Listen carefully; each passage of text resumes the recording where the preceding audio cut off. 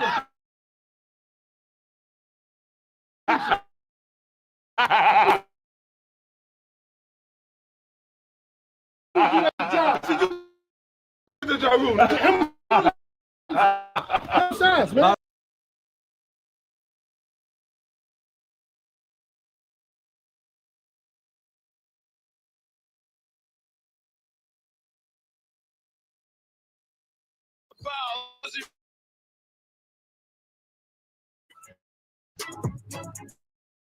That's what we want to eat. Heavyweight boxer.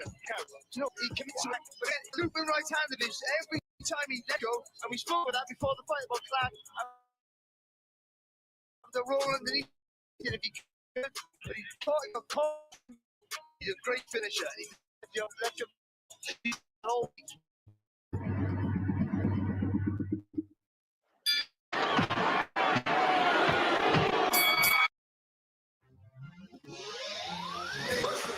Live in Flint, Michigan, as the countdown to witnessing history and seeing the quote Clarissa Shields gets closer. But in 2 weeks, we kick it back to Riyadh, Saudi Arabia. Now, we've been talking about how great the card is on February 22nd, and it is absolutely stacked. In fact, Eddie Hearn said, "This isn't the card of the year. It's not even the card of the decade. This is unequivocally the greatest card we have ever seen in the sport." Hearn-like comment, but we will let you be the judge. This is a new dawn in boxing. I laughed when I first heard the cab. This is unequivocally the greatest fight card we have ever seen. It was a pinch yourself moment. Is this really, truly happening? Every fight on this card was just an amazing fight. When I saw it, I was like, this ain't happening. Didn't believe it was real. This is perfect. This is a dream. It's the greatest fight card I think I've ever seen in my life. Callum Smith and Joshua Boatsy walked first. He's got something that I want. He's a WBO interim world champion. I've got to get Smith out of the way. That's all I'm fixated on. That tells you the depth of this fight card. Carlos Adames versus Hamza Shiraz. I said it before and I'll say it again. If I'm not ready now, I don't think I'll ever be ready. But this is such a step for him. That he's going to have to be at his very best, better than we've seen before. Daniel Dubois coming up with that great win. Too strong, too fast. Everything he does, I'll better. Like one of the in-form heavyweights out there. I feel like I've got everything right now, and you're in for a treat. It's a tremendous fight. This is still number one versus number two. Puncher, which is better than him. My goal is now to keep my belts. He's such an animal. A lot of people thought Bivol won that first fight. Revenge. I want to fix what I did before. Now it's his time, his turn to try and right that wrong. Everybody is going to hear of this show. I mean, we just heard our buddy Ade call this the greatest boxing card ever. What are your thoughts on that? Well, any one of these fights can be a main event in any other card. Not only that, but it's the best facing the best. But in my book, very easily, I am dying to see Virgil Ortiz get back in the ring and against somebody so well seasoned like Madrimov. At this division, Madrimov has been very, very solid. And this is a great test for somebody like Virgil Ortiz, who's young, who's powerful, who's doing a massive comeback after dealing with Brabdo to prove that he belongs in the upper echelon of this division. You know, this is one of those fights that I don't think that Virgil Ortiz would have caked outside of Riyadh season. If you had told Virgil Ortiz and his management team, hey, how about Israel Madrimov for your next fight? Just your third fight at 100 or fourth fight, I guess, at 154 pounds. I don't think they would have been anywhere near that fight, but this Riyadh season comes in, puts up the money for it, and we get a great fight at 154. For me, I'm looking a little bit further down the weight class at 135. Shakur Stevenson is unquestionably a top 10 pound-for-pound talent in boxing. He's going up against Floyd Schofield, who nobody outside the Schofield family actually believes he has a chance to win this fight. Schofield looked rather pedestrian in his last fight against Renee Giron, but he has. Hey, man, y'all think this shit joke. Man, fuck Stevenson and fuck all this shit y'all niggas on. Man, if y'all don't hit that subscribe button, I ain't cutting. Hey, nigga, I'll leave this motherfucker off, nigga. I'll leave this motherfucker on mute, nigga. Y'all better subscribe to this motherfucker, man. 2,100 of you motherfuckers in here, man. What's happening? What we on, man? Smoking good dope. Y'all niggas up on this Sunday. You know what I'm saying? Ain't no football going on. Milwaukee playing Memphis right now. Salute to everybody in the chat, man. Where y'all from, man? They not like us, all that bullshit. Oh, the Grammys on right now too, Yeah, the Grammys on too. Shout out to Kendrick. He just won all them Grammys and shit. Y'all, fuck all that. Subscribe to the channel. These niggas about to come out here and fight. Who the fuck is these niggas? Hold on, I'm gone. Hold on. Oh, wait. Well, as Emily just mentioned, we have a potential slugfest here. We almost had a slugfest at the weigh-in between Brandon Moore and Skylar Lacey. Two big heavyweights, two men with very athletic backgrounds. Both men looking for the knockout here tonight. Brandon Moore, one of the newest members of the Salida Promotion stable. Skylar Lacey, the B-side, once again looking to score the upset. Brandon Moore on a 2-fight streak. Getting warmed up in the back here tonight. Sergio, you do not see this one going the distance. I do not. They're too evenly matched. I mean, both of them 30 years old. Both of them. And both of these niggas a little sorry here, but I'm here to watch this shit. If y'all in here to see Pat Pooh's new girlfriend fight, if y'all in here and y'all knew Clarissa Shields before Remy Ma said she was fucking Pat Pooh, they fell asleep together. Y'all niggas let me know. Y'all let me know if y'all knew Clarissa Shields before Remy Ma said she fell asleep on the phone with Pat Pooh's, goddammit. Y'all let me know. Subscribe to the channel. Detroit in the building. Lean back, nigga. Lean back. Lean back. What y'all on, man? I did. Oh, yeah, we got some real boxing people in here. Okay. Okay. Hey, I'm not cutting this shit back on until y'all subscribe to my shit, nigga. Fly high. You already know, nigga. You already know. All the way up, nigga. All the way up. Nothing can stop us. Okay. Okay, Red says, okay, Red, yeah. Remy Ma said Clarissa fell asleep on the phone with Pat Pooh's, goddamn. Pat Pooh's was in there, sleep like a baby on the phone with that girl. He ain't wrong. That ass on her, goddamn. God damn, Clarissa, you at home and couldn't sell out the arena? Well, I ain't no, man. Let me shut up. I'm gone. Hey, man, y'all support. Yeah, hey, man, I'm gone.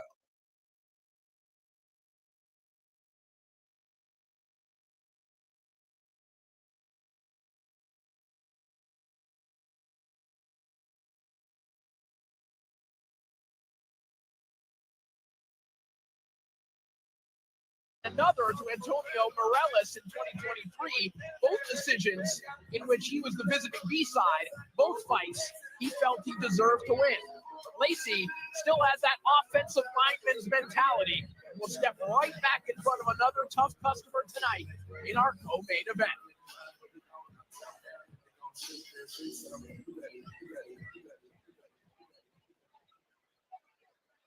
And now let's welcome to the ring, Brandon OJ Bam Moore.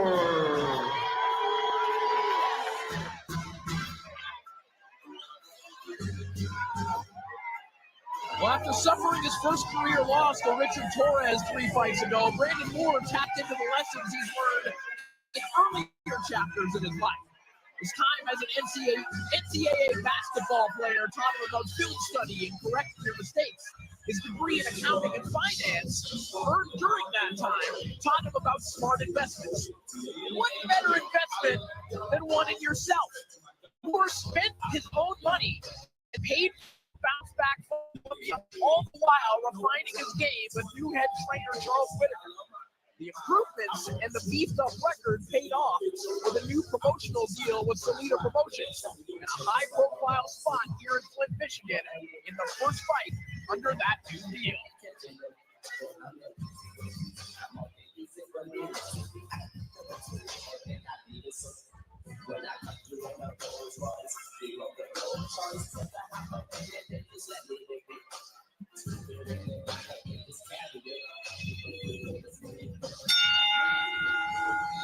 Ladies and gentlemen, it is now time for our co-main event. It is scheduled for 10 rounds and will be for the vacant IBF USBA Heavyweight Championship.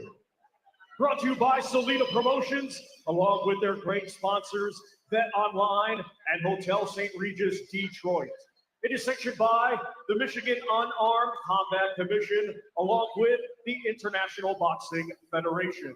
President Daryl Peoples, Supervisor George Martinez.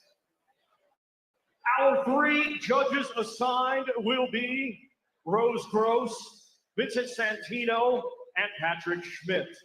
Our referee in charge, third man in the ring, will be Steve Willis.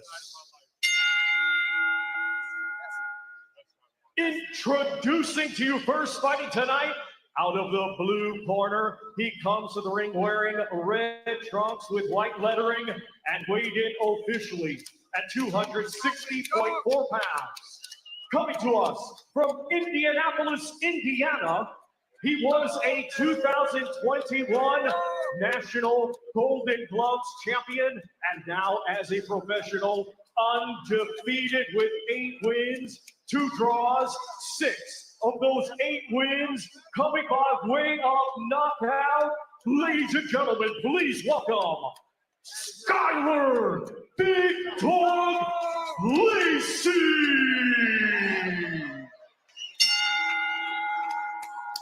And his opponent in this championship contest, co-main event, he is fighting out of the red corner. He comes to the ring wearing white with red and black, and weighed in officially at 249.4 pounds. In Florida, and proudly representing all of Polk County, he has a professional record of 16 wins, just 1 defeat, 10 of those 16 wins coming by way of knockout. Ladies and gentlemen, here is the former NABF and WBC Silver Heavyweight Champion, Brandon O.J. Bam Moore.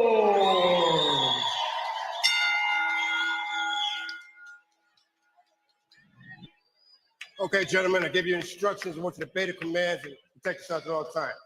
Right now, we're going to call it right here on the red, on the left letters, on here, underneath the lettering. Give me a clean fight, gentlemen. Protect yourselves at all times. Stop it up before. That's why I point out. Okay. So Brandon Moore, first fight in a new promotional deal. Let's make the most of it. See flawless victory tattooed on his midsection. Looking for a knockout win here tonight against that man, Skyler Lacey, 30-year-old from Indianapolis, Indiana. Mentioned a go-to sparring partner for some of the world's best. And during his time in the Team Combat League that we mentioned has been helping keeping him busy. He's been in there with the likes of Jerry Forrest and Brandon Clanton and Michael Coffey, and staying busy in a different way.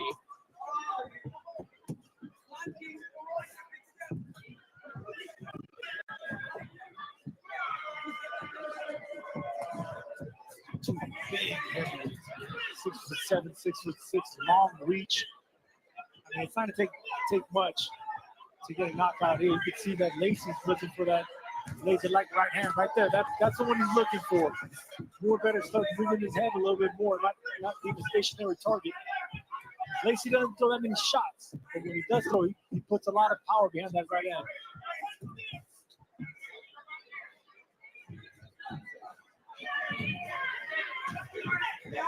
Jab in the chest there. Lead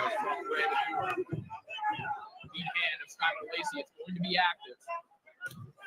Always said that is the key to victory for him. He said he was told that when he was young, the right hand will take you around the clock. The jab will take you around the world. Yeah, but that jab needs to come from the chin. You can't keep that lead left hand down like that because he leaves an opening for a big right hand by Moore.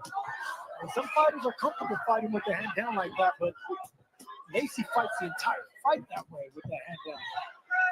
It's a bad habit. Landing some good right hands to the body here in the early going.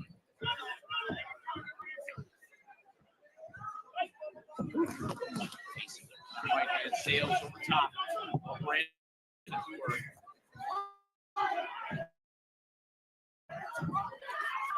Watch feet. Getting tangled up there as we're inside the final minute of round one. Both these guys have faced decent opposition. We know about the Torres fight for Brandon Moore. Lacey, last time out, they full professional boxing match against George Arias. He really did enough to beat Arias. He only had one loss on his resume going into that fight. It's another situation, guys, where Lacey knows he's the B-side in this fight. He swears he's not going to give him the chance. Saw some real animosity between these two at the final press conference.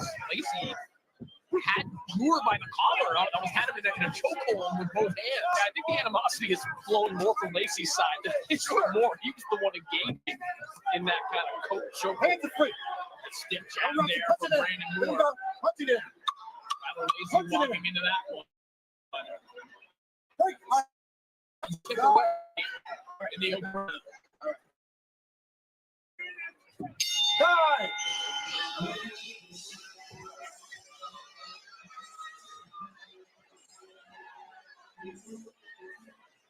Now, listen, calm down. B, you gotta settle down, B.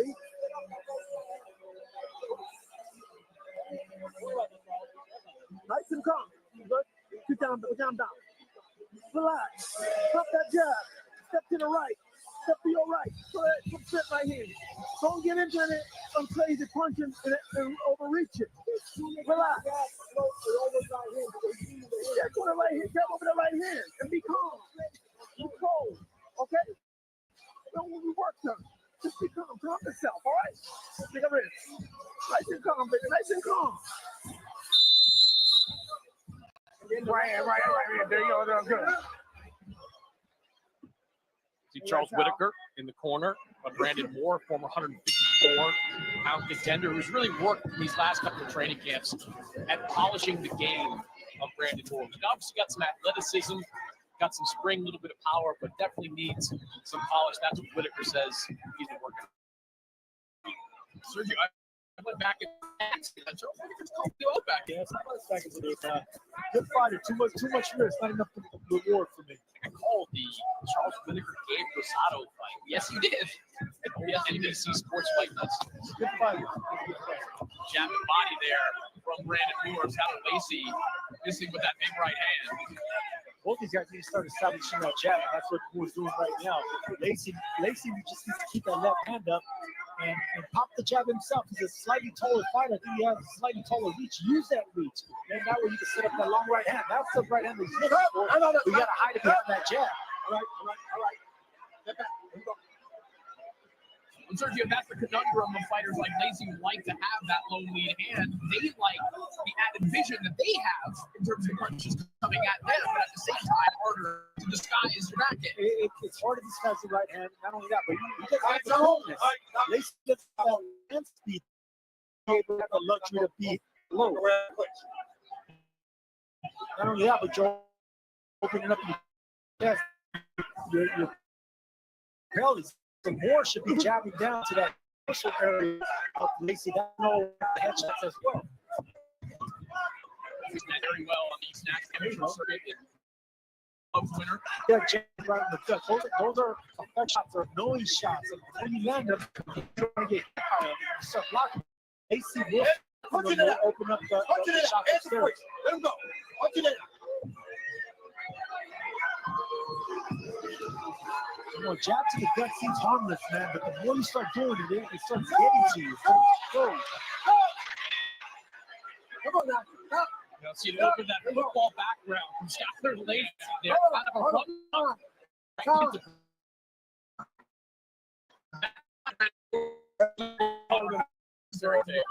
Stop that. Two big men.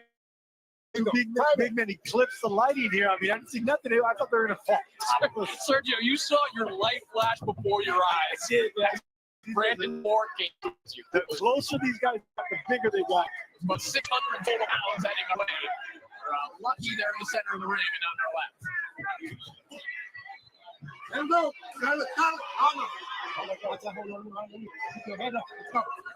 The crowd here in the Dordt Financial Center going a little bit restless with these clinches.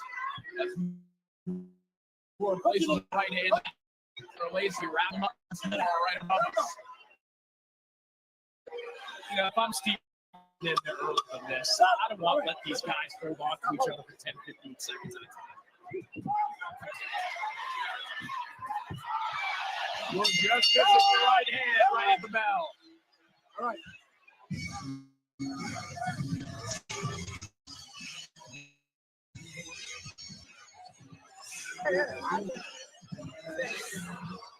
Right here and over it. You're coming in on those jumps. Don't put that down, take it back around there. Pump your hold. All right, we got to stop that. All right, come down. Pump that jab. Pump the knees right.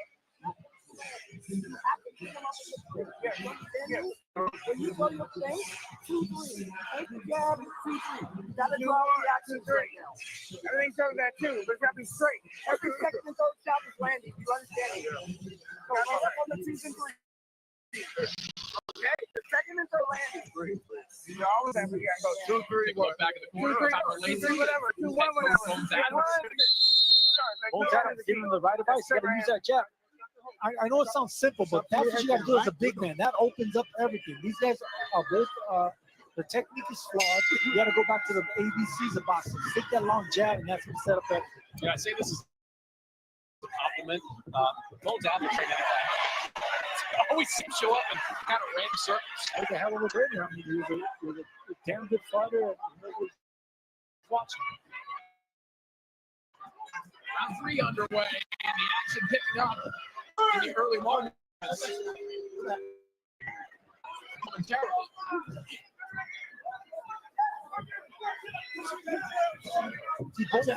Both these fighters, they are not athletically gifted enough to be leading in with left hooks. Straight right hands. Go into the with the jab. Real good jab 2, jab. Your opponent's about to run into something. See, when these guys are in clinch, when these guys are in clinch, it's third surgery. Steve Willis is crediting them with attributes I don't think they have. Right? Like punch out. They're not built for yeah, you have good for inside fight. They're too big, too long.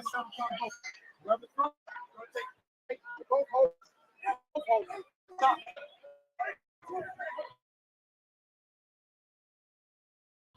And not only that, but it moves every time.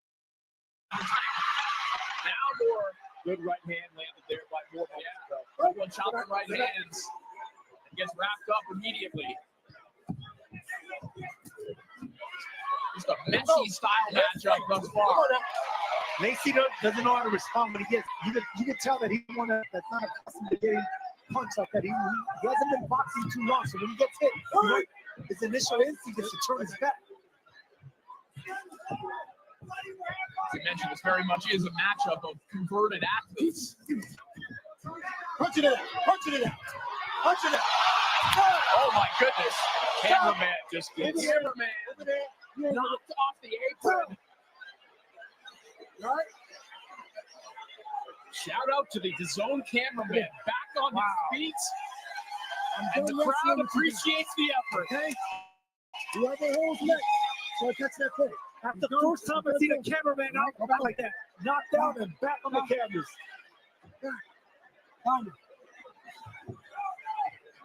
Someone give that man a raise.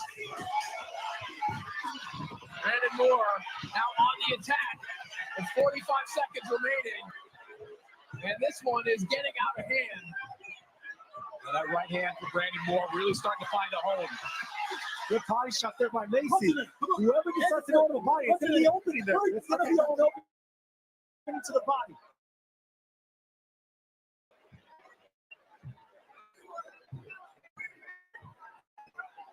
It is right there. See, let's take advantage of that body shot right there. This is falling short of that right hand. Brandon Moore looking for the counter. 10 seconds remain in a bizarre third round. So one knockdown. Upperman.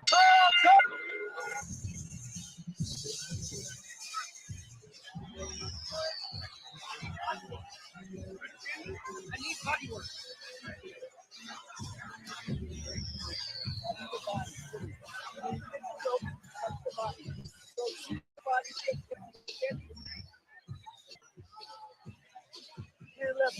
punches a bit. Relax. All right, fellas, here you're going to see the very first knockdown of the fight. Lacey coming in, backing up against the ropes, and there goes the cameraman off the dais, straight backwards, lands on his back, but he was up well before 10 and back in position before the start of the round. Down goes the cameraman.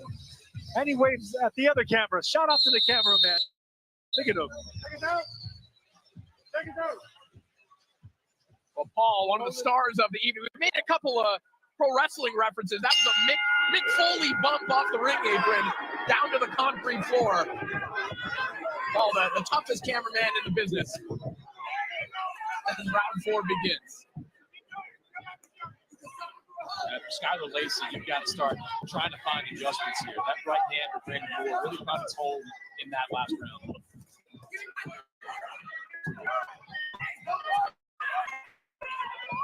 First time aim at the chest in the midsection of Lacey. That's very smart. Not only going to put you in ranks to land that right hand, but that's also backing up the bigger men. Big men hate getting pushed back like that. No matter how athletic Lacey is, he's not accustomed to fighting backwards. He's not athletic enough, not gifted enough with his feet like that. So pushing him back with that jab sounds easy, but it's doing the right thing. Punching it out, punching it out, punching it out, out of the way. punching it out, punching it out. Like every time they go to the ropes, guys, I'm thinking they're going from the top.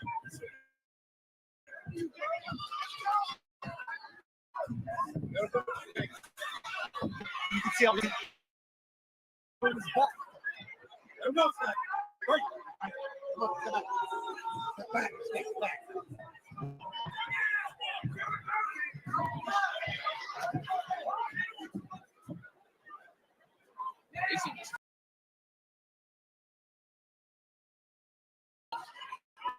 That's more. That's not myself. That's the. Yeah, we see both these guys. Lewis is directing his higher. Skylar Lacey was initiating a lot of these clinches and doing a lot of pushing against the ropes. But Lacey just looked for a clinch, and Moore basically slipped it. But there he couldn't avoid it. Let him go. Stop. This is getting a point away from Brandon Moore. I'm not talking no more. Go on. I don't know how you take a point away from Brandon Moore in this situation. I'm not going to take the point away from Lacey. 100% Skylar to him there. That is a tough point deduction. And Brandon Moore and his team will justifiably feel that was unjust. Unless there's a quick call to make up for it, to penalize Skylar Lacey as well. There's a right hand to penalize Skylar, just misses over the top. And the reason that right hand landed because he threw a jab downstairs. Threw a jab to the belly. That got Lacey to block it. The right hand opened up. That punch will land again. Over there. You're over there. There. One. There it is. One. Time it. Points deducted from both Moore and Lacey. Prismatics, good luck with your scorecard tabulations. There's the right hand from Lacey to the body.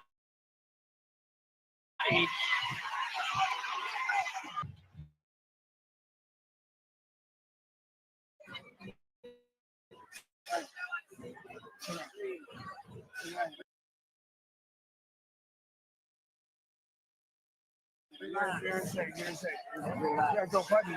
You let him out work, you don't. But what's up? This is tonight.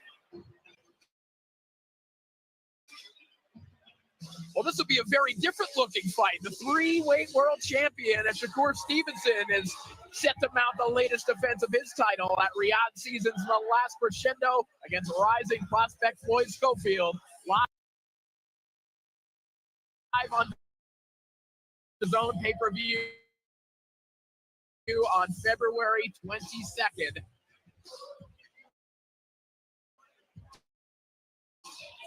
as we look back at the pair of point deductions for the previous round. So let's take a look at the first one that was given to Brandon Moore.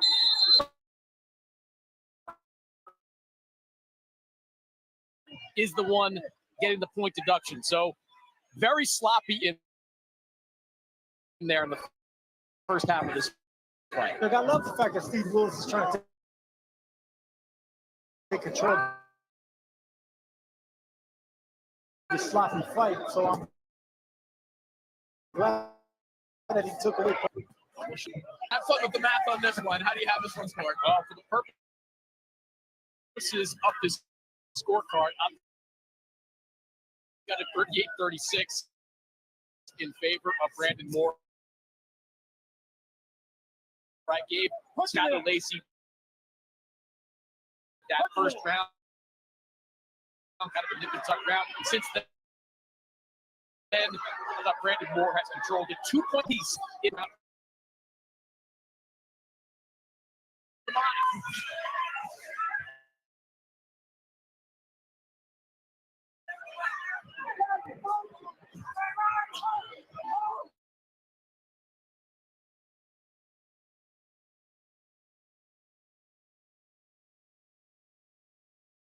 Tired. You know, it will serve more right, such as the body of Lacey, taking the wind out of him, taking the legs out of him, taking everything out of his body shot. That counter right hand has really been working in these last few rounds.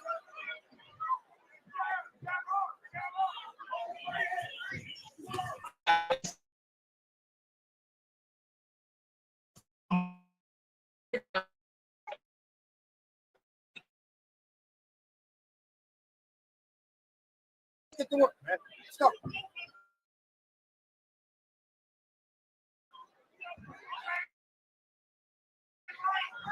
Well, Steve Willis doesn't like the fight.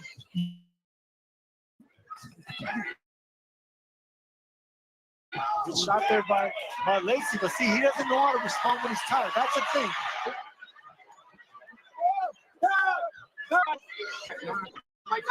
One. I understand, but you gotta keep wrapping him out. Don't you keep wrapping him out. It's holding, man. Come on now. You know, it's probably going to get much better because he's in his first round fight. He's probably going to keep continuing this fight. I told him this is a lot of tired. Come on, sexy fight. Oh, my goodness. We're nearly went through the ropes on that.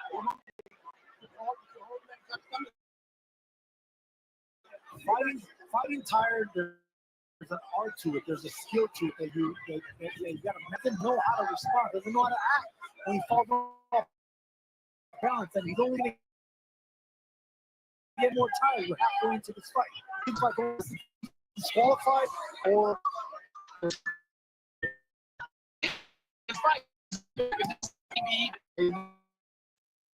someone's getting disqualified.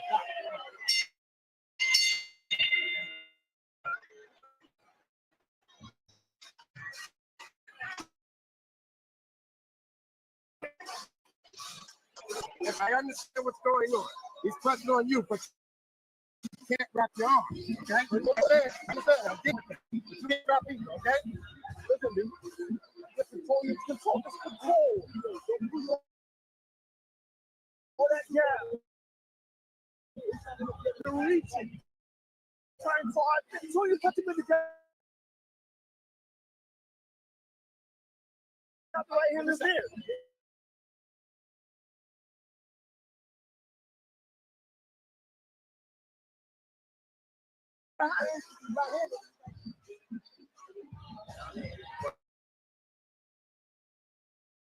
Wrestler Shields getting gloved up in the back. Our main event coming up next. Whoa!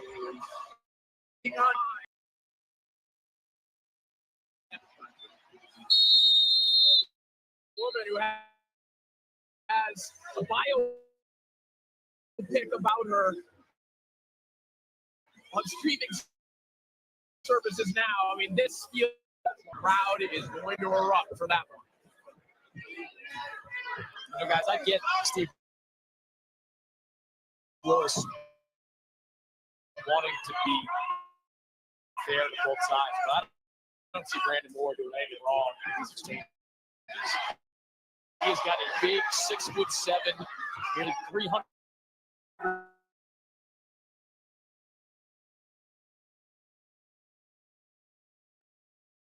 Body shot.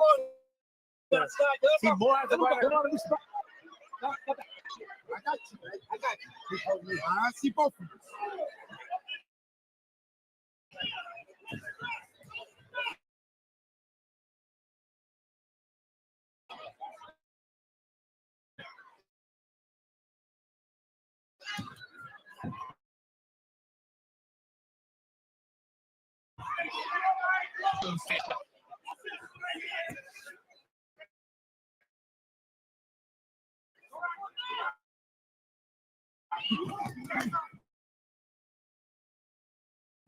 Oh.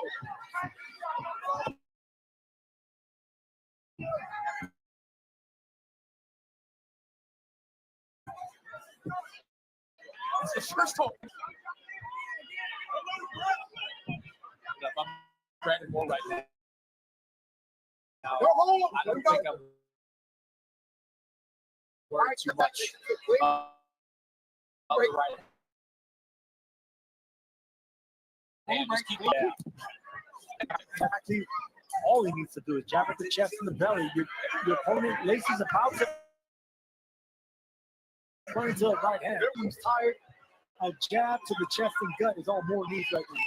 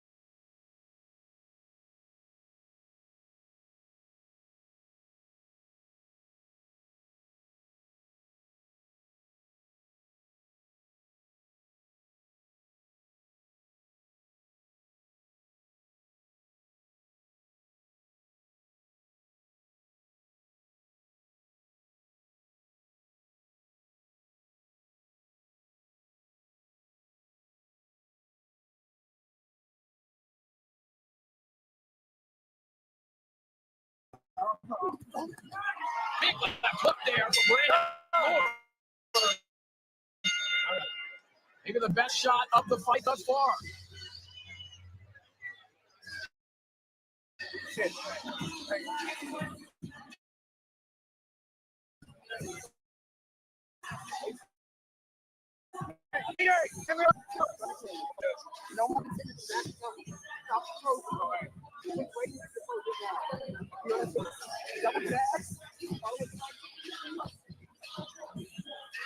One of the best pure action fighters on the planet, Eduardo Rocky Hernandez, will continue his climb towards another title shot.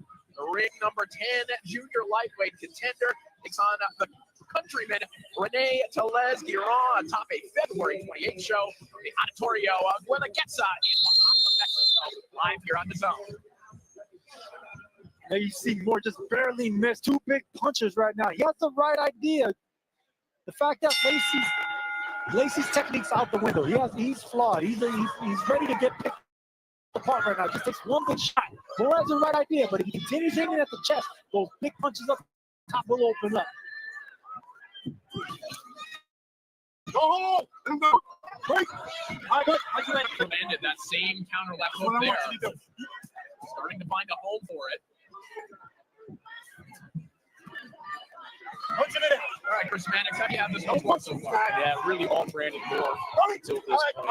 58, 53, at the 10th round, the 5th round, really take away. And Steve Willis just can't get control of Skylar Lacey at this point. At one point, the referee. Hey.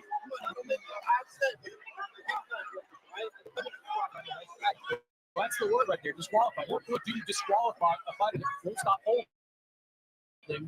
And it's really just making this a wrestling. I still believe that's what's going to happen. I just don't see this fight. And there's a long way to go. And this man is exhausting.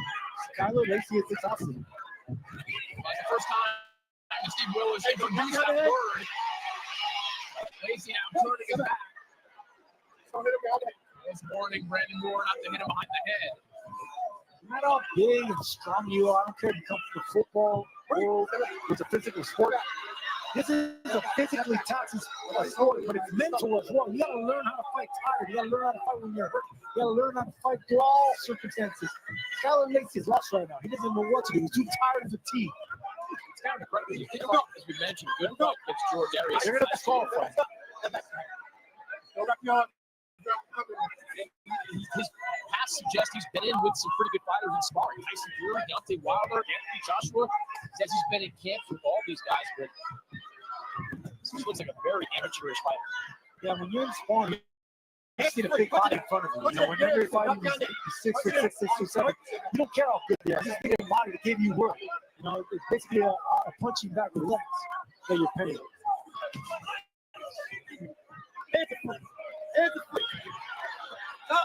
All right, let him go. There you go. Go, Tyler. I mean, Brandon Moore is spending a lot of his time just guarding against the pitch here and trying to prevent being pushed over the top rope. I honestly don't know what Steve Willis is waiting for at this point.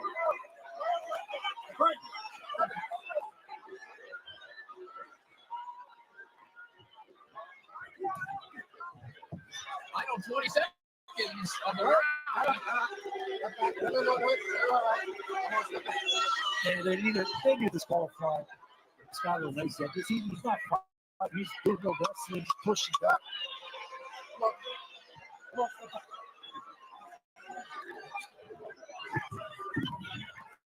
The booze here at the Door Financial Center tell the story. You're allowed him to put you on the rope. You're not doing anything on the rope to get him off. You got to get him off. All right, that means he's not dropping around. You want to get your hands free, right? This guy's ready to go. You carry him. You carry him. From here to here. You understand? Anywhere that's from here to here. Hey, listen. You gotta go first. Listen. Stop fucking lunge in here, bro. Stop right there. He's moving. Just hold your ground and throw your shit. So fucking ball in. Don't. You gotta stop it. And tell body like. Listen to coach. You knock him the fuck out. The same way you fucking already tackle right hand hook, right hand hook. I told him he got to fight. You don't listen to me on you like that. You got to fight the ball. Yeah, I understand that. I understand that. That's the deal. I mean, it's right there. I don't know. Say where you are. You know, with all due respect to Steve Willis, a veteran referee in this game, I don't get admonishing Brandon Moore at all in this situation. Skylar Lacey is just crashing into it. The only thing that's stopping Brandon Moore from coming straight through is just holding on to it. How do you want Brandon Moore to punch his way out of that? Yeah, you can't put your way out. There you go. That's the whole thing. Hold it, bro. Hold it. I can't let it go anymore. But you're holding. You're holding once you get there. Once you keep your head through, you can go. Let's go. Time it. He's smothering, he's holding, he's pushing. He's using his body weight. He's not fighting. He's doing everything but boxing.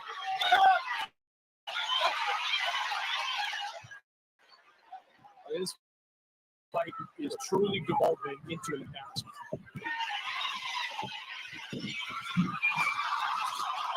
I knew that was coming.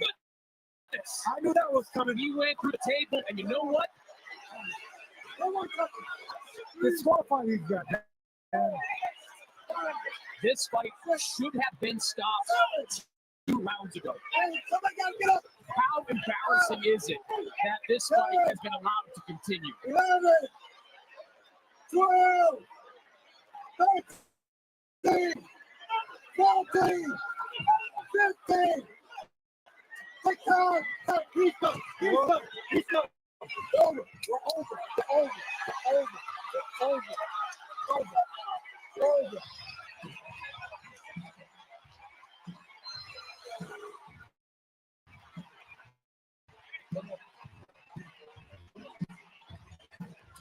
So this fight devolved into a wrestling match. These dudes fell through the motherfucking ring. These dudes fell through the fucking ropes.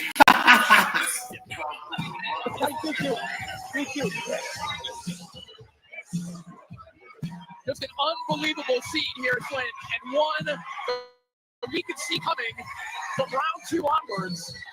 It just really is remarkable to me that this fight was allowed to continue past the 5th or the 6th round.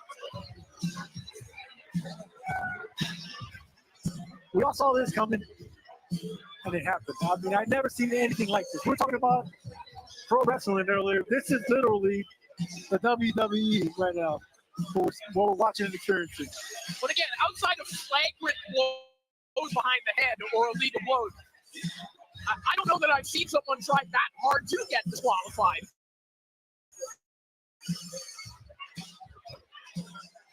Skylar Lacey didn't come to box. He didn't even come to fight. He came to wrestle, and that's exactly what he did.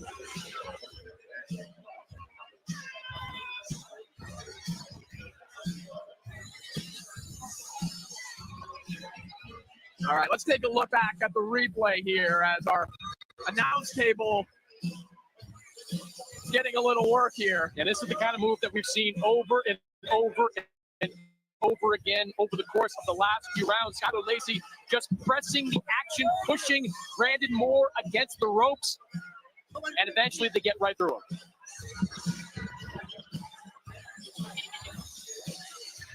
We're also waiting to see what the official ruling will be. The fighters were given that 20 count on the floor. Brandon Moore kind of rolled back in at the count of 18, almost like pro wrestling. I've never seen that. I've never seen that before. 20 count in pro boxing. I've seen it in wrestling, and you just you go back into the canvas, go back into the ring. You're the winner.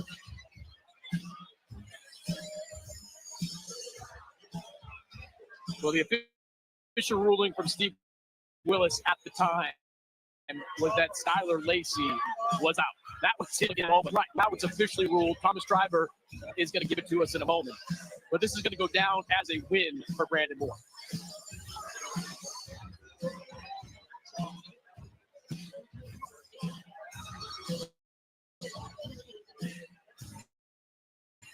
It's an astonishing scene here at Flint.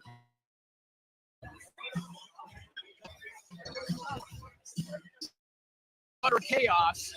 We certainly memorable, Chris, out of a fight that could have been as forgetful as possible. Yeah, forgettable as possible. I mean, honestly, this was probably the most likely outcome once we saw the way this fight was evolving. Really, from the 2nd or 3rd round on, it became just a battle of holding. With Skylar Lacey pushing Brandon Moore against the ropes. The referee in this case was blaming some of those exchanges on Brandon Moore. I didn't see it. I just thought Brandon Moore kind of holding on for dear life. So something like this didn't happen in the part of this fight. And then inevitably, they both go through the ropes, crashing through the announce table, which as we speak is still being put back together. I'm not sure it's going to be. This announce table might be toast. We might be standing tonight, guys. That fight was so bad, it was somewhat ugly and entertaining. All right, let's throw it up to Thomas Driver. Let's forget about this one. Ladies and gentlemen, here is the official time. 51 seconds of round number 8. Our referee in charge, Steve Willis, disqualifies the blue corner for unsportsmanlike conduct. Therefore, your winner, and now the IBF USBA Heavyweight Champion, Brandon O.J. Bam Moore. In unforgettable fashion, Brandon Moore remains in the win column.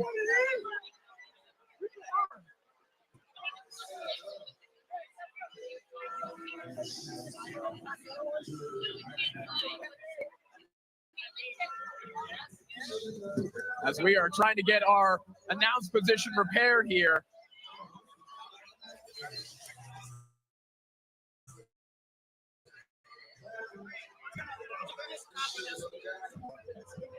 Or obviously disappointed with what's going on. You're seeing what's happening. It's Sergio Mora working overtime. He's holding a monitor up right now. No, Alina Birch is the one doing everything.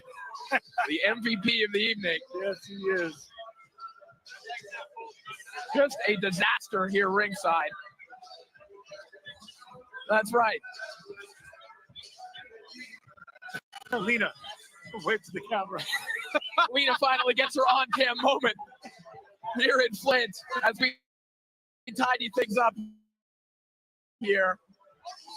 I thought the Royal Rumble was last night.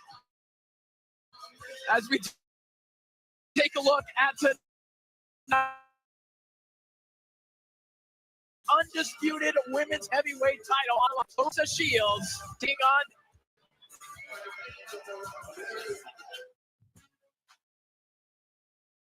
Welcome to Fight Night Up.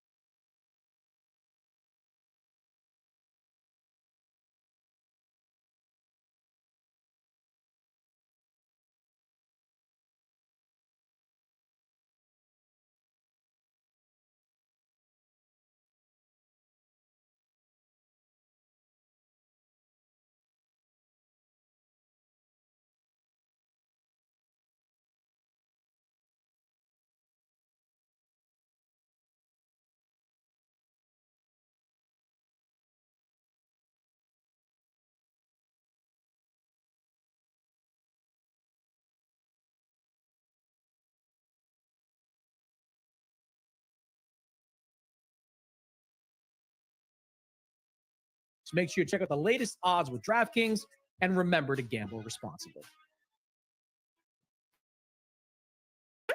Instantly.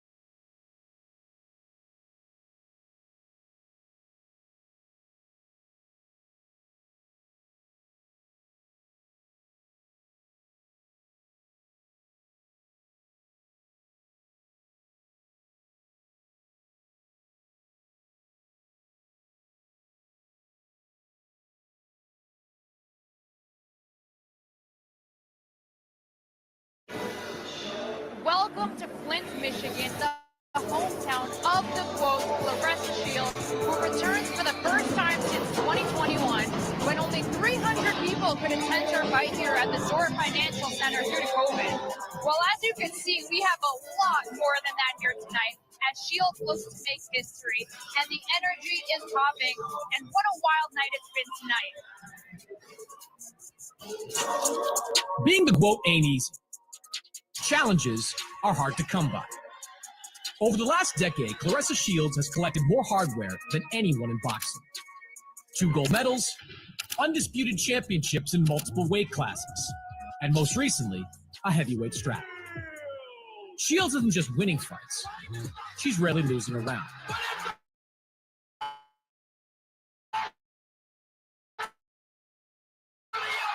On the men's side, more size often means more opportunity. Women's reversed. The big names in women's boxing are in the lighter weight class. Fighters like Katie Taylor, Amanda Serrano, Michaela Mayer. In 2022, Sheilds avenged her lone amateur defeat, traveling to London to defeat Savannah Marshall. Marshall was a natural rival. Sheilds is still looking for another. Danielle Perkins doesn't appear to fit that mold. She's a former college basketball player who didn't pick up the gloves until she was in her 20s. Her resume is wafer thin. 5 fights, 5 wins. Remarkably, her shot at the championship will be her first scheduled 10-round fight. She will be the biggest opponent of Sheilds' career. Knockout power in both hands. Sheilds can't manufacture opponents. She can't force smaller weight fighters to enter her domain. What she can do is win. Stay every title away. The message is simple. You want to win, you have to go through the Good evening. It is so great to have you with us today. I'm Emily Austin, joined by Florence Singhal.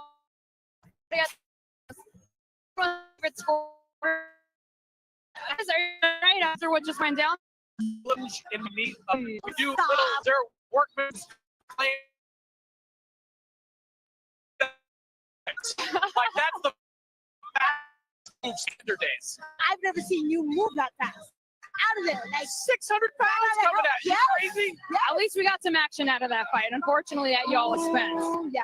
But let's move on to the main event tonight. Once again, I believe we will see Claressa Shields making history. What's your take on it? I totally agree. This is a moment that Claressa has actually been looking forward to for many years. What we think that Claressa has done the best, then she pushes the envelope just a little further. I mean, we already mentioned 2-time Olympic gold medalist, 2-time undisputed champion, in many different ways, taken over her commitment, not just to boxing, but to create spaces for other women and bring them in and make sure they get the opportunity to showcase their talent in platforms like the zone. And then also the commitment with her community and strength, bringing awareness to the situation with the water. This is a woman that she doesn't have no in her vocabulary. Plus, she has also been a U.S. Chamber of Commerce as most influential.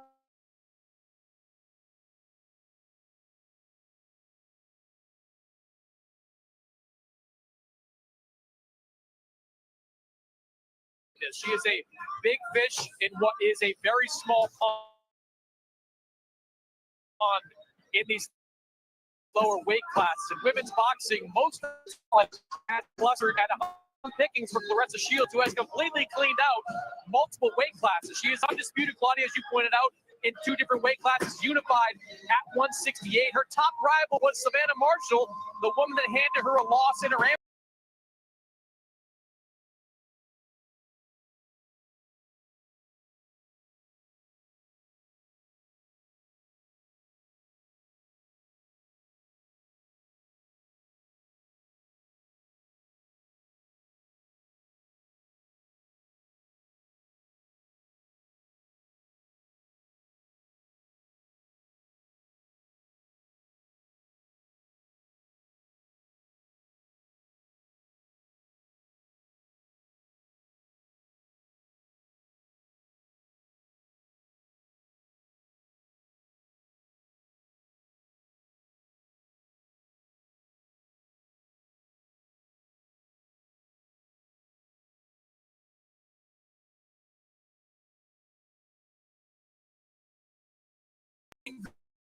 good opposition, they just fall short against her, which is what happens when you face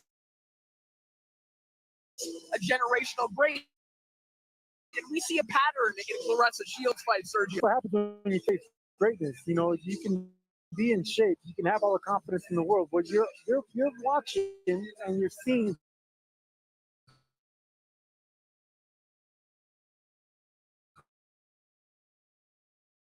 greatness in Claressa Shields. Everything she's done from the amateurs is two-time gold medal. She's fighting the best Shield. So what she does, once you're in front of her, that's when intimidation sets in, and then that's when you realize, oh, okay, now I know why she's great.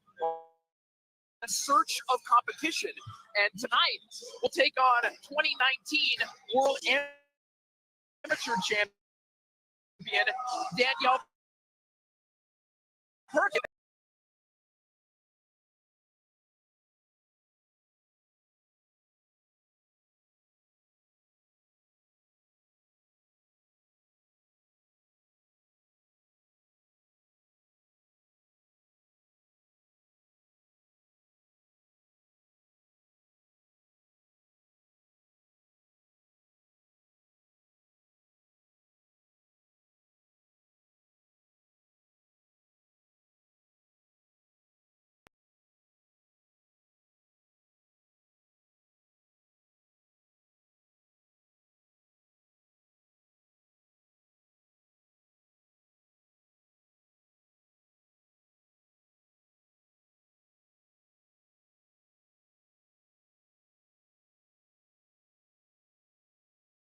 This fight, no one in town is missing this one as we take a look at that tail of the tape. You see the advantages, the physical advantages for Danielle Perkins, a 4-inch reach advantage. 6 just. Ladies and gentlemen, at this time, let's welcome from Detroit, Michigan, Asaya L.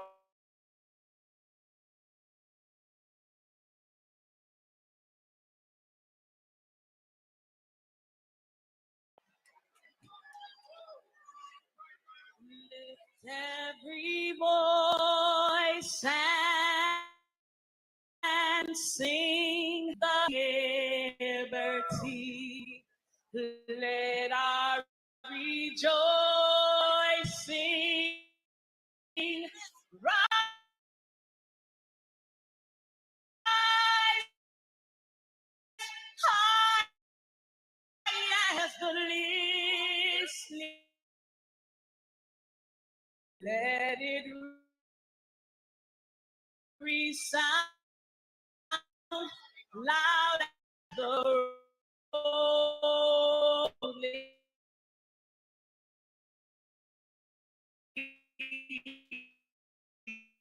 Sing a song full of the faith that the dark song of our new day begun. Let us march on till victory is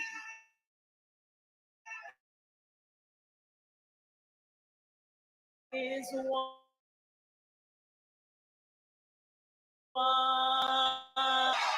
Actress and singer who played the role of the young Claressa Shields in the movie The Fire Inside.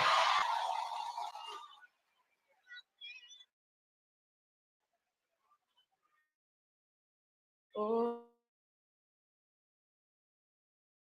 say by the dawn, what so proudly we hailed at the twilight's last gleaming, whose broad stripes and by o'er the ramparts was so gallantly streaming, and rockets red glare, the boat bursting in air, get through the night, that our flag was still there. Oh, say does that star-spangled banner yet wave o'er the land of the free and the home of the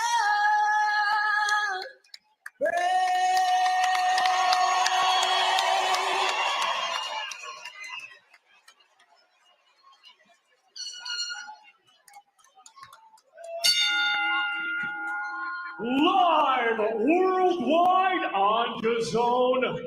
Let's now welcome to the ring our main event participants. First, here is the undefeated challenger, Danielle New Era Perkins.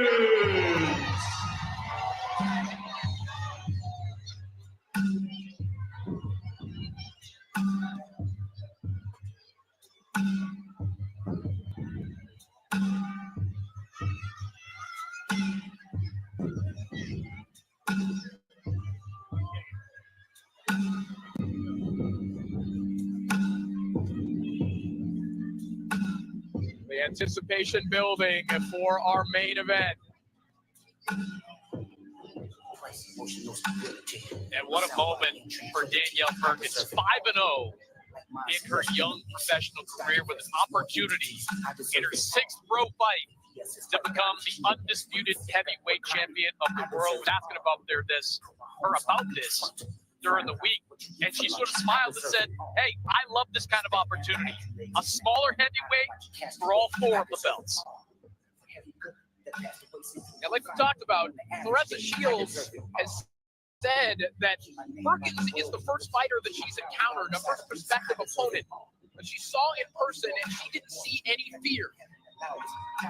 Danielle Perkins' journey in the pros hasn't necessarily been what she'd hoped, but tonight's opportunity is perhaps beyond what she'd ever dreamt of. After winning the 2019 World Amateur Championships at heavyweight, the first U.S. fighter to do so since Claressa Shields, Perkins entered the pro game in search of new challenges. The problem was none existed.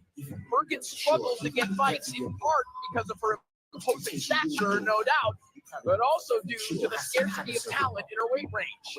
The fights she did get, well, they were quite often on Shields' undercards. But all of that changed when Shields moved up to heavyweight as well. And the two friends frankly decided that they need one another. Tonight, Perkins hopes to go from avoided to undeniable. And a little bit of a twist over the last couple of days about the contracted weight for this fight. Claressa Shields believed the contract weight was 175 pounds. It actually was 180 pounds, which Danielle Perkins made by about 2 and some change. There was some discussion yesterday and early this morning, I was told, about having Danielle Perkins weigh in, try to be under 185 pounds. Perkins' team said, no, we didn't agree to that. We can rehydrate as high as we want. Danielle Perkins told us during the week she usually rehydrates around 190, 195 pounds, so she is going to commit to this fight as the significantly bigger woman.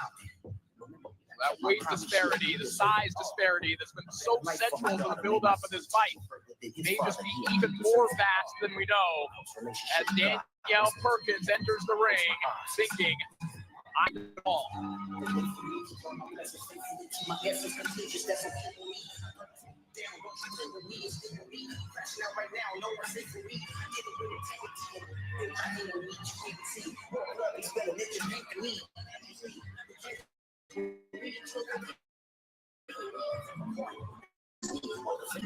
And now let's welcome to the ring, accompanied by hip-hop recording artist and executive Papoose.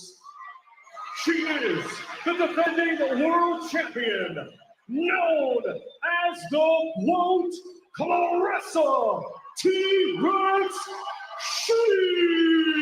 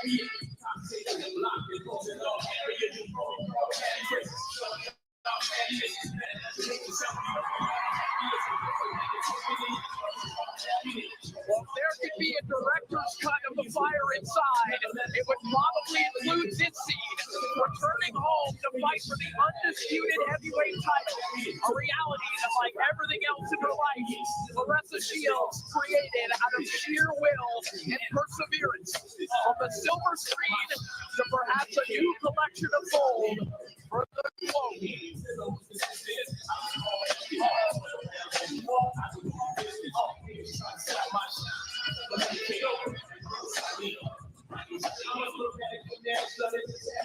Think about the star power that comes with Clarissa Shields, a feature film made about her life. Walked to the ring by a rapper and about 5,000 people here in Flint, Michigan for the homecoming of Clarissa Shields.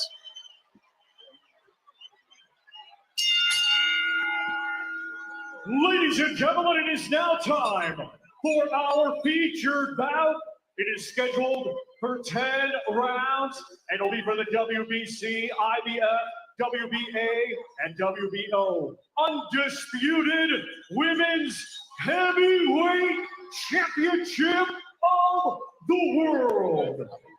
Brought to you by Salida Promotions in association with King's Promotions, along with their great sponsors, Bet Online and Hotel St. Regis, Detroit.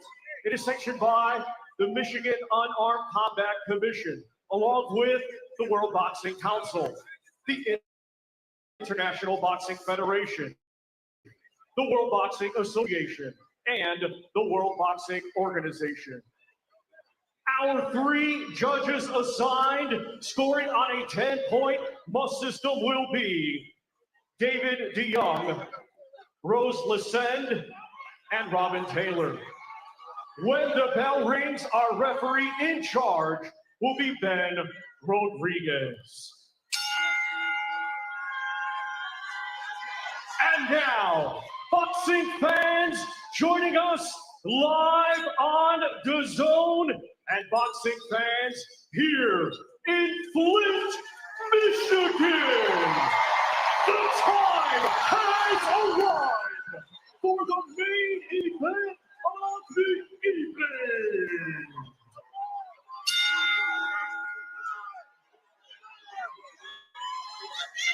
Introducing to you first the challenger, fighting tonight out of the blue corner. She comes to the ring wearing red with black and weighing in officially 77.2 pounds. From Brooklyn, New York, an accomplished 2-sport athlete who had a stellar amateur boxing career, achieving gold and bronze in the World Championships, and now as a professional, undefeated with 5 wins. 2 of her 5 wins coming by way of knockout. Ladies and gentlemen, please welcome the current WBC Silver Heavyweight Champion, Danielle New Era Perkins.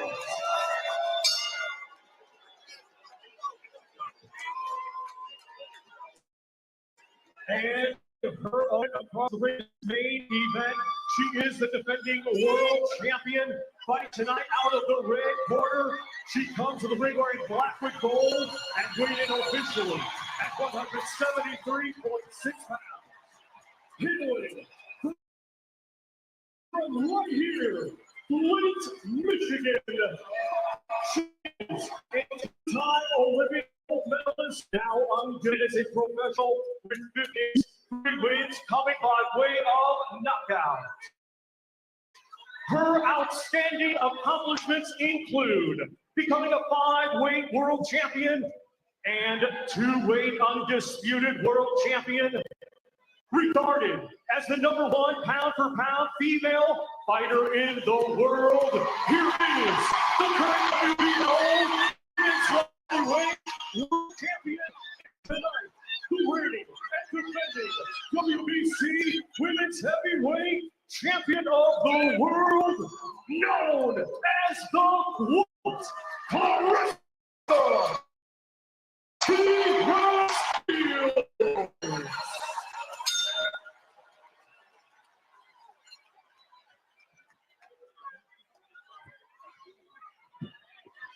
All right, ladies, belt line is good right where it is at the top of the waistband. Belt line is good right here at the top of the letters. Ladies, let me remind you, you are fighting for the first undisputed women's heavyweight championship of the world. You know what's expected of you. Obey my commands. Protect yourselves at all times. Touch gloves. God bless you both. A historic moment and a dream homecoming for Clarissa Shields, as she looks to add to an overflowing trophy case. But tonight, Danielle Perkins hopes to turn this dream into a nightmare.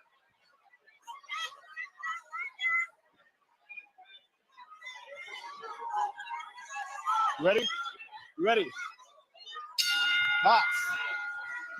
Our main event is underway. Clarissa Sheilds, Danielle Perkins, the undisputed women's heavyweight title on the line. And you can see right away just a significant size advantage in there for Danielle Perkins. Like the rehydrated into the 190s, Clarissa Sheilds maybe got into the low 180s. That's going to be something Danielle Perkins has to try to take advantage of. She's going to have a chance to win this fight. Perkins looks huge. She looks tall, wide shoulders, strong. She's definitely the heavier fighter. She's going to be careful in these early rounds because Perkins, she made the only fighter, but she's still a bigger, stronger fighter. The problem in weight, you be careful of the top. Can't take it for granted. Origination never Shields, the right hand certainly breaking through, and hit that one. And I love that Perkins is coming out aggressive on the front foot, not intimidated by the goal. That's one of the characteristics mentioned during weigh-ins that really made her nervous. That Perkins really no respect or fear against her one-time dear friend. You know, Danielle Perkins does have good power in that straight left hand, but she's slow to bring it back. And that's why these counter shots of Clarissa Sheilds are going to be her best weapons. These are those early moments that you and I talk about where Shields numbers in that opening round and just saps the confidence of her opponent. She takes the confidence out of him with the foot speed, with the combinations. Clarissa Shields is one of the best combination punchers in boxing. She puts them together, quick hands, quick feet, good combinations. Everything's flowing. Watch that right hand. It's coming all the way from the back, and she's supporting it with her right hand. It's nice and steady, consistent for that power punch that has done wonders for her career.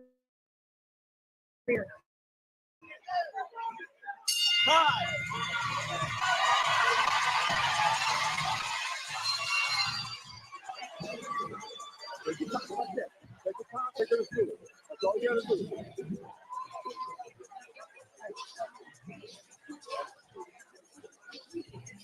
You take the time to set her up. You know, two punches, you put it right there. You can put it right there.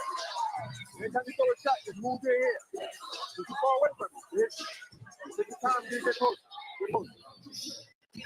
Please don't talk. Go ahead, baby. I got you. Can you scoop that down, baby? And you can see the Shield was trying to time Perkins to come in. She's trying to bait her in to land that right hand. Perkins not falling for it. Second down. Shields came up short with all those punches because of the height, because of the reach, and because Perkins is such a big woman, such a big fighter. Shields is going to have to jab her way in and respect the size of Perkins. Round two underway. First Danielle Perkins talked about kind of the boredom that she felt in her career, waiting for opposition and competition. She found it here tonight. She's taking a major leap up in competition against Clarissa Shields. One thing Clarissa, I think, probably should do early on is target that body. Clarissa Shields is not a big body punch. Statistically, her numbers are way down. Against a tall, long fighter like Danielle Perkins, those body shots are going to be available. It's going to be hard for Clarissa to break that long reach. I love the way that Perkins is fighting tall. She's fighting tall, and she has that left hand caught. Shields has to respect that left hand. And she needs to break that range with jabs and foot things. What do you think about Perkins widening her stance the way that she has in this fight? Hey, listen, some fighters love wide stance. It's okay with them. You don't lose power doing that as long as you're athletic. Perkins has that athleticism. And she's always on that toe on her left leg, just almost like to catapult a nice power punch on her left hand. Watch how she just puts the foot up, always supporting that pivot. Trying to use that length from the lead hand. Keep Shields at bay. I don't know what you guys think about that. Chin is too out there. She's overreaching just a tad bit. Perkins might open up for a nice uppercut coming from Clarissa. Shot to the body there. Right hand. Right along the belt line of Danielle Perkins with 20 seconds remaining in the second round. Perkins has the right idea, being on the back foot. You know, it's going to be hard for Shields to break that range when she's on the back foot. Beautiful right hand. As we come to the end of round two.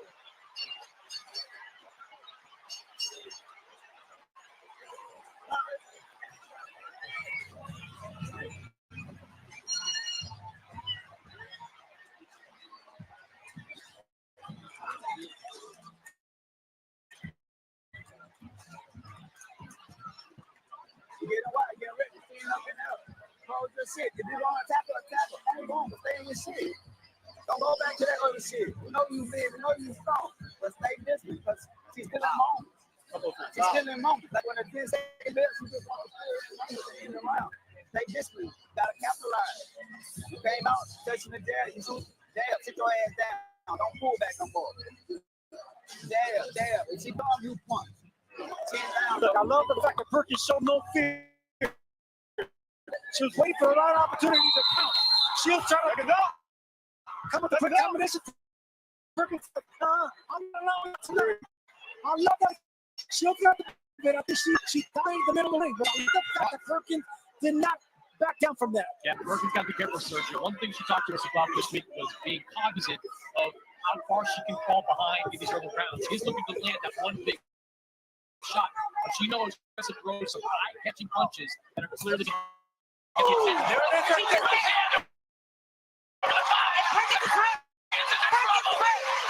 all over the place. No more friction here. The blow is unloading in round 3. Right hit, over and over. She's trying to find her way out of danger, but there's a lot of time for Sheilds to work. What? Perkins wisely grabbing the hold. Sheilds goes. It was a big over and run done by Sheilds. It'll be small for her to go back down to the body. That right hand will be there again. Diego took to the body. Sheilds pouring it on. Perkins is hurt, guys. Perkins is hurt. Perkins tumbles over.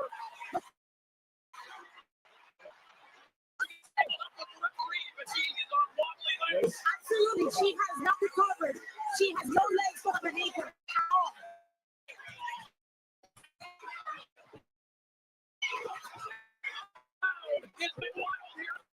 Danielle Perkins cannot just stand there. Claressa's really loading up on these right hands.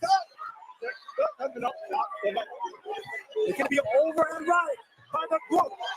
She's looking for an over and right. 10 seconds. 10 seconds, ladies. From the first round, we saw that overhand coming. How about one more right hand on Sheilds? That will do it for a wild round 3.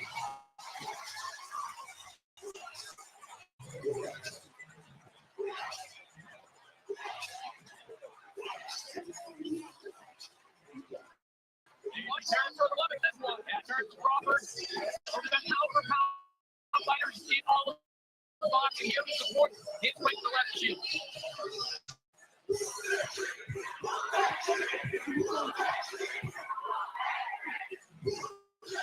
And here's the replay. You can see Claressa was just buying your time. Remember, big overhand right. Anytime you have a tall fighter, stationary fighter, that's what you got to look for. She'll have the speed, the technique, and she'll have the footplate to get inside of a bigger fighter. Not hard enough. And Sergio was rocked as big as that right hand was. It looked like it could have even bigger. It kind of clipped the shoulder first of Danielle Perkins. That punch is going to land again. But we saw from the very beginning, that's exactly what she walked into. She wants to finish it off because the question has always been her power. Round 4 underway.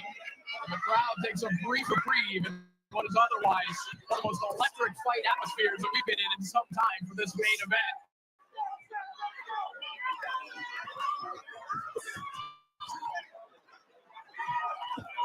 See if there are already adjustments that Perkins can make here.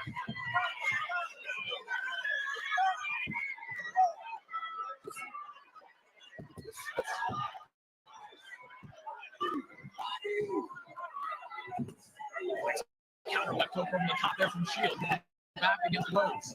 She's being very economical with counter punches. She doesn't exchange with the bigger fighter. Really smart Sheilds. She's hot shotting. She's looking for the right shot, the big shot, instead of throwing combinations like she normally does. Certainly, you can see the eyes of the rest of Sheilds right in on the midsection. Danielle Perkins. I think she's waiting for that right hand to let go so she can launch it right at her up. Yeah, they're both trying to counter each other's countered. Shields is such a smart fighter, man. You can see that she's trying to land something big over the lazy jab. Beautiful triple jab right there. She's creating a space for that punch that you just mentioned. Perkins trying to fight back with that left hand. It sails over the top. And Sergio, this is also a sign of an elite counterpuncher, a dangerous counterpuncher. Shields at times just planting her feet, but the threat of that hand speed is just too much. Corey, you're seeing exactly what I'm saying. She's inching her feet closer and closer to the southpaw finish just to land a big overhand shot again. She's not going to go punch the punch with Perkins. She wants the big shot, the money shot. Left hand body, the feet got tagged. And that will do it for round 4.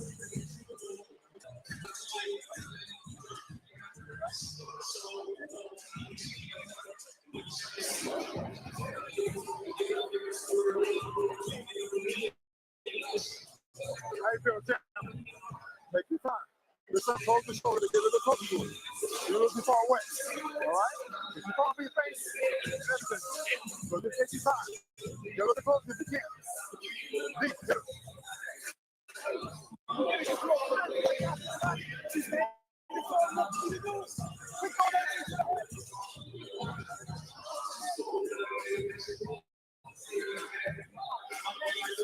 She's done. She's done.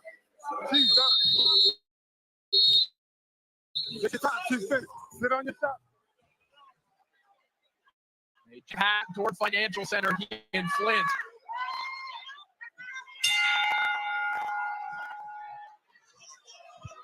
This crowd has been losing its collective mind throughout this main event a couple of times. Shields has had Perkins hurt. And a ring walk to remember. An evening to remember for the fans here in Flint watching their hero come back home, vying for the undisputed heavyweight title. May I just ask Sergio real quick, do you think at this point in time, Curtis is setting up a trap and allowing Perkins to close the gap so she can look to that big butt shot that Chris Max was talking about, looking for that body not only in the sides, but in the solar plexus? I think Clarissa understands who she's under, who she's fighting, but she's trying to set up an overhand right. That's the punch that actually hurt Perkins earlier, and that's the exact same punch that's in the line again. Coming up short right there because she's not stepping in deep enough. Yeah, I think what Shields going to afford to be patient here. In addition to only having 5 professional fights on the belt, Daniel Perkins has never been the 10-round distance. The deeper this fight goes, the better it's likely to fare for the rest of Shields. There it is. That overhand right came up short. You can see that Shields is not looking eye to eye to Perkins, looking at the chest of Perkins. Well, the right came up short there, Sergio, but she followed through with the left hook that didn't connect. So that may be something that Shields can think about as well. This is one thing about hurting your opponent early. You start winging your shots with too much power. Shields needs to go back, get composed, and jab her way in. Just like that power jab right there that she caught. Perkins coming in with it. Rough stuff on the inside. Again, that friendship between Shields and Perkins, it has dissolved, at least for the duration of this fight. You know, that's the fact that even though she hurt her, she's not willing to just expose herself and just go for the jugular. She's taking her time. She's being very prudent in the way she attacks Perkins. There's a moment here in round 5. Russell Shields in control in the main event.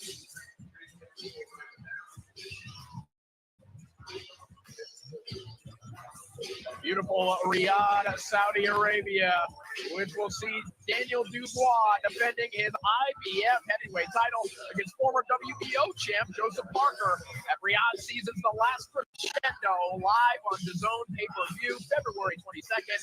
And the bad blood is already brewing between these two. If you haven't watched the face-off between them on DAZN, you can check that out later on tonight. Stay on your jab. Be ready to shoot that left hand. Be ready to shoot that left hand.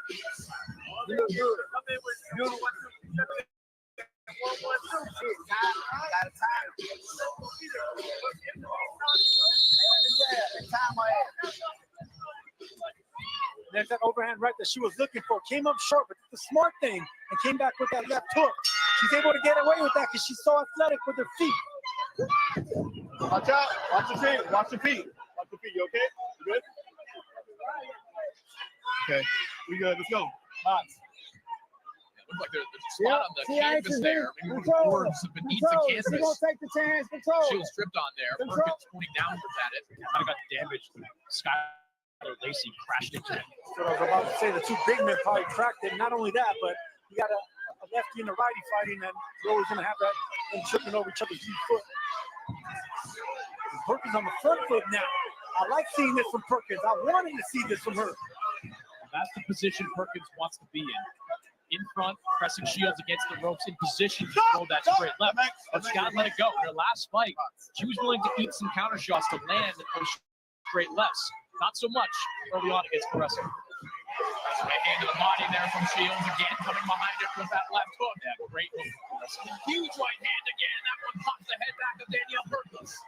She's just barely missing with big right hands. She's not jabbing her way in. If she doubles and triples up the jab, that right hand will land. Alternate that right. There it is.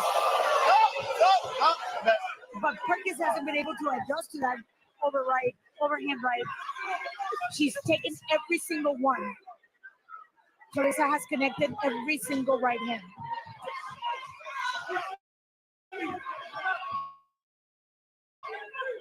Shields has to be very dangerous with back end throws as she lines up her big right hand. Perkins can see that one coming. 15 seconds of round 6. Nice counter shot there from Shields. 10 seconds, ladies. I'd like to see what Darnell Pierce says, because that right hand, even though it's not damaging like in a dramatic way, it's gonna chip away.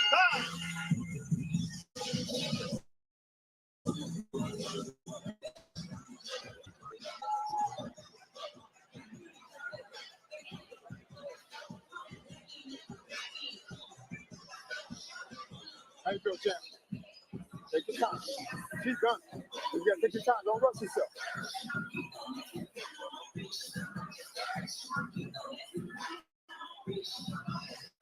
Keep beating up. Keep beating up. Keep this a little bit.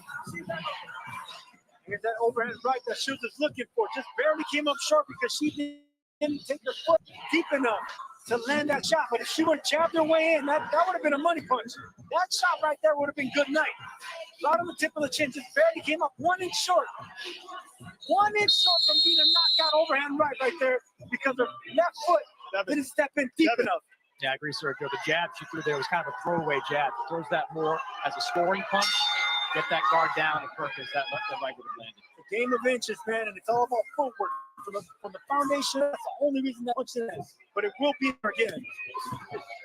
Perkins looking for that counter left hand as round 7 begins. And again, that the widening of the stance that Perkins has assumed for this fight, that might have actually been what saved her from getting knocked out there. Just that extra inch that Shields has to reach upwards. You know, there's a lot of great fighters that have been successful with a wide stance. You know, wide stance is fine. You don't, your power doesn't go away if you're accustomed to that. All right, Chris Mannix, how do you have the score so far? 6 rounds to none in favor of Caressa. Shields that 3rd round, where Caressa almost scored a knockdown. Could have been scored a 10-8 round, but 10-9 across the board, 60-54 in favor of Caressa Shields. I scored a 10-8 with full dominance by Caressa Shields. Yeah, and I think that the length of time that Perkins was hurt for might have compelled some judges to give that one a 10-8 round also. You guys know you're not allowed to disagree with my scorecards when you're sitting at this table. Was that like not correct? I didn't see it go up. You have to wait till Twitter later. Yes, we still love you. Perkins looking for that left hand again. Most We're appreciated. entering that point in the fight where Perkins might be thinking about selling out. No, I don't think they'll be right. Selling out against her. Shields is waiting for her to sell out. I think Perkins, she's looking for the left hand. She's not gonna go punch with Shields, boy. I think that she's trying to set her up with a straight left hand or right hook, but it's gonna be a single shot. Big right hand again over the top. I meant Perkins selling out in search of the knockout. Caressa Shields closer to that ending than does Perkins, who gets blocked with another right hand. And 3, ladies, and 3. I am highly impressed with the way Caressa has been handling her weight to maintain that output of punches. It's amazing. Her stamina. Wow.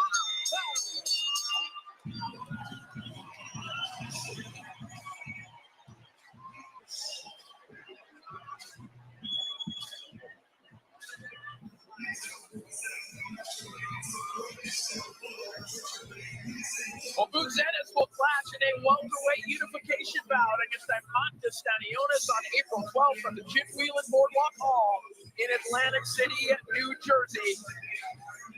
All the welterweight gold on the line, the Ring Magazine title on the line, and here's an interested observer of that fight. I'm sure, Chris, maybe the winner of that one can beat that man one. I think Terrence Crawford will be entertained by that fight, but there's only one man that Terrence Crawford is interested in, and his name is Canelo Alvarez. And that weight class is a little bit above the 147-pound division.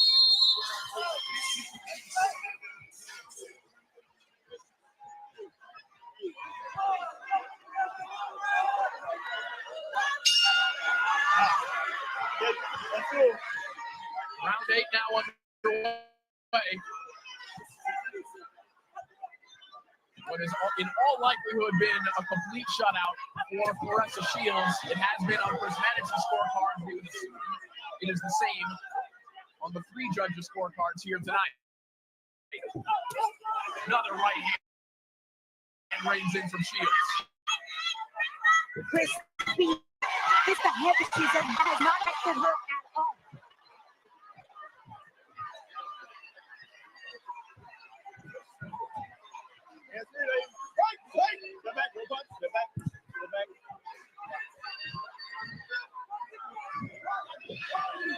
Work out of it. Work out. Let it go, Danielle. Let it go, Danielle. Let it go. I'm gonna say Danielle has lost that fire that we saw as she walked into the ring. I was about to say, Sergio and I were talking about this during the opening. The look that some fighters get when they're in there with Claressa Shields is almost a tangible loss of confidence, especially when you see Shields' hand speed. I've never seen her realize Danielle Perkins as confident as she was to do it. It seems like that's been taken away. You know, not totally.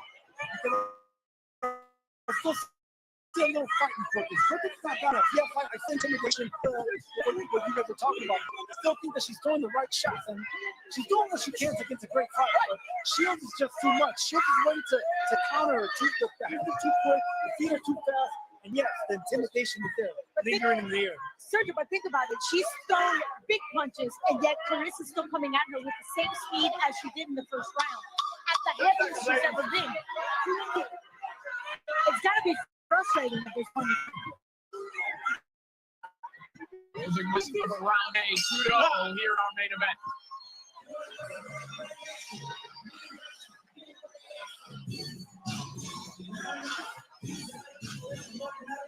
Got 4 minutes. What you gonna do with them? It's the beginning of summer. What is it? You gotta go get it. You don't gotta go get a reference. Stay aggressive like you are. Keep the left hand tight. You only throwing that one shot. But when y'all get inside them clinches and stuff, don't let you sit there and touch it mighty. Little rapid shots right here. Don't just hold it. She's trying to do little shit. Win little moments. Don't let her win them moments. Nothing else talk fast. Let them pick up off the floor and tell you don't do it again. But that's all right. Don't let her win them little moments. Hands tight. Keep that left hand tight. And get a little more aggressive. You can see Shields, trying to punch her way in. Little elbow right there. Rough tactics by the guard right there, but there's a second look. Look, she's trying to break that distance with a flurry of punches, but if she doesn't take the speed with her, then it's not going to be as effective. Round 9 begins. Undisputed women's heavyweight title on the line.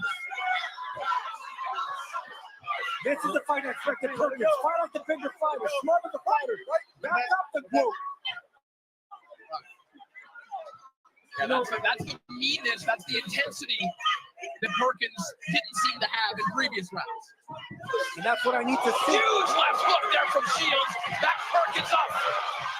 Back comes Perkins. Good job by Perkins there in that exchange, throwing with Claressa Shields. That's what she's got to do. I mean, the risk is you're going to get countered, and she's been countered all night long. But the only chance Danielle Perkins has to land a difference-making shot is punching with Claressa Shields and throwing that straight left hand. Good shots there by Perkins, chopping right hands. Nothing ended cleanly, but still rocking Shields back, keeping her on the defensive. I like this tactics from Perkins. Perkins playing a little bit of bully ball here. Shields gets her back off the ropes. Tries to walk Perkins back. Shields having to tap into her MMA experience a little bit in this round. You know, we might not think about it, but that adds to her flying hours. And the resilience and the grit, you can see it. She is literally not intimidated by a much bigger fighter. And she's taking every single punch Perkins is dishing and not moving. Final 10 seconds of round 9. 10 seconds. Better round for Danielle Perkins. Still in full control.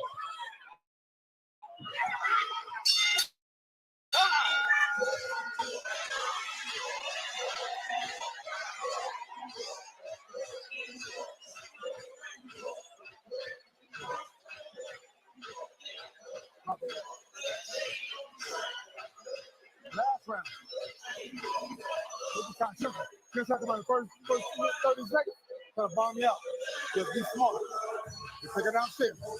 She ain't got nothing for you. Nothing for you.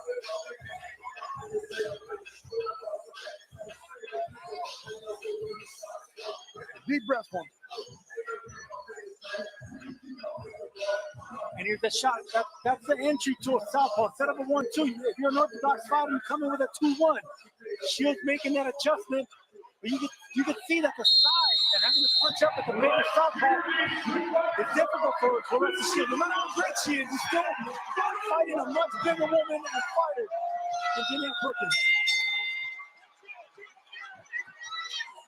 The crowd is on their feet for the 10th and final round of what has been an electric homecoming for Clarissa Shields.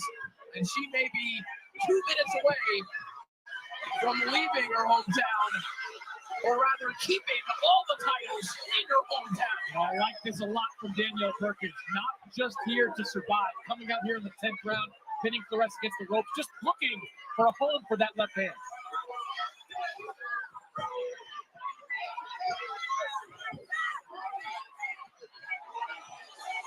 Counter right hand there from Shields. Perkins is going to need something big to cause the shock upset here. She walked into another big right hand.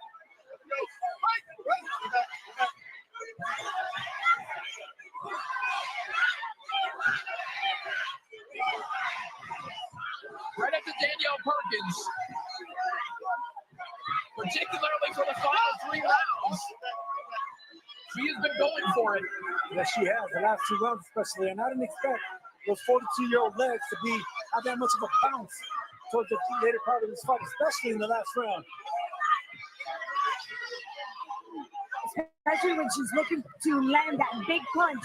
And when she does connect, Clarissa doesn't seem to be fazed by it. So she's still very much in the fight, but there's no real effect on Clarissa. She is just too clever with her back against the ropes, riding and swimming through those shots. Oh my goodness! Big shot! What a shot from Clarissa Shields!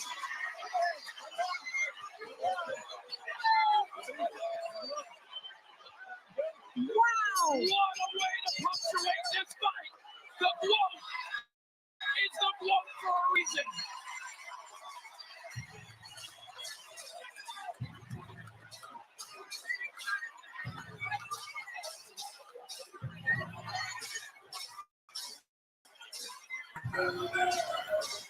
As you can see, no legs. No legs, ladies and gentlemen. She had no legs. No legs. You dig? Big shout out to Clarissa Shields. Big shout out to Perkins. But this was a good fight. I thank y'all for coming through. We had a little difficulties due to the storm we're having right now. We're having a snowstorm. But like I said, y'all can bring it back and watch it yourselves. You heard? Good fight. The winner, Clarissa Shields. That's what it is. anything better than not getting the knockout. You know, on the championship level, Clarissa Shields, pound for pound, pitching a shutout, dominating like she did. It's incredible. We're watching greatness. And I love the finish to that fight. Danielle Perkins wasn't satisfied with just cruising her way to what went for at the end, and she paid the final minutes of the fight. Picture perfect right hand for Clarissa Shields that almost gave her the knockout she was looking for. Let's take a look back at how this one ended. Boom, right on the chin. Legs were out. If anyone doubted the growth power, you saw it right there. Timed beautifully by Clarissa Shields. Step back just a little bit.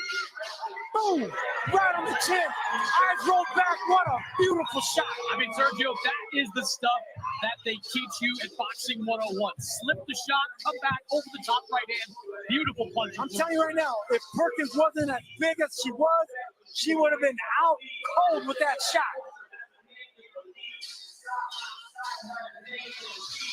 Well, we asked for years, where is the power when it comes to Clarissa Shields? And I think she's found it at heavyweight. And at 29 years of age.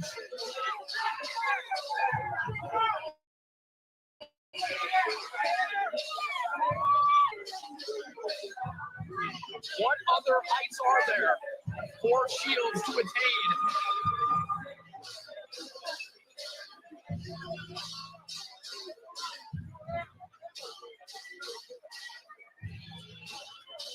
The crowd still in an absolute frenzy here as we are ready to make this one official.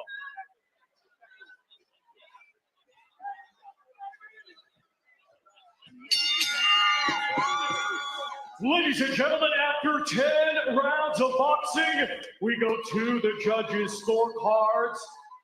Judge Dave DeYoung scores it 100-89. Judge Robin Taylor scores it 97-92. And Judge Rose Lassen scores it 99-90. All in favor of your winner by unanimous decision. And now the first ever WBC, IBF, WBA, and WBO undisputed women's heavyweight champion of the world. Let's go. Tigris Shields.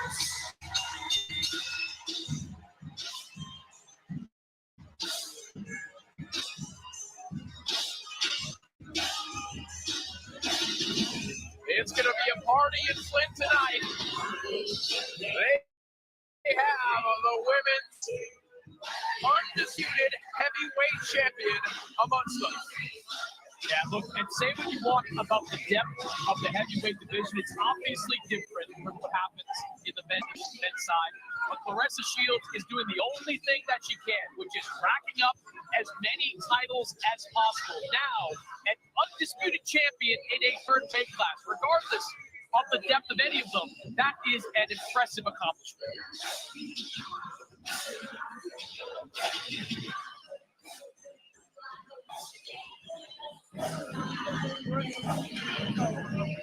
And now the salute to everybody that stopped by. You know what I'm saying? This is great grandson of We. We're building We. Thank you so much. Yo, grandson, I got you, boy. You already know how we meet, me and you do. Just tell me this name of the two joints real quick. This one right here.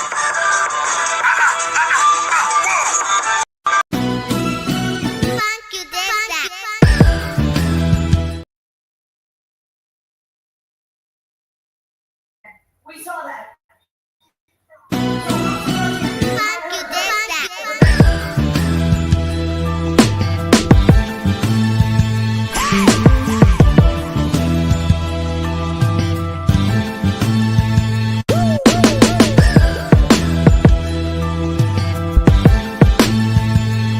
This is Channel